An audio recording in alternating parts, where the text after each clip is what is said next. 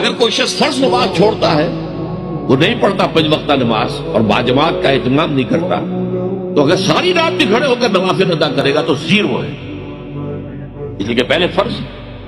نفل کا بعد۔ ہاں، نوافل کے ذریعے سے تقرب بلند ترین تو ہے، لیکن یہ کب ہوگا؟ جب اللہ کا دین قائم ہو گیا ہو، نظام حق کا ہے، اس نظام کو آگے پھیلانا حکومت کا کام ہے، نظام خلافت جو ہے ان کا کام ہے، اللہ کی کتاب کی تعلیم و ترویج یہ اب حکومت کا کام ہے۔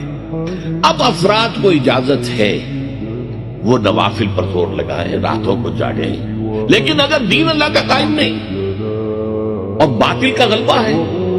اس میں آپ نوافل کا اہتمام کر رہے ہیں، یہ دین کے فلسفے اور حکمت کے بالکل خلاف۔ میں اس کو ذرا اور زیادہ ہائی لائٹ کرنے کے لیے کہتا ہوں کہ فرض کیجئے، تصور کیجئے،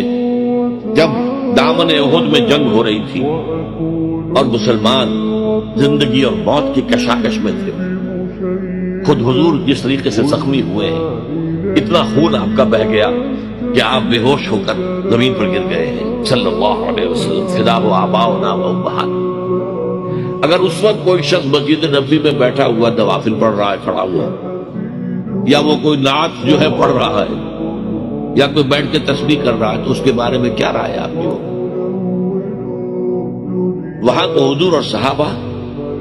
جان کی بازی لگائے ہوئے، اور یہاں یہ نوافل میں لگا ہوا ہے، تو وہ نوافل تو 0 نہیں ہوں گے، بلکہ اس سے بھی منفی ویلیو اس کی ہو جائے، وہ منافق شمار ہو۔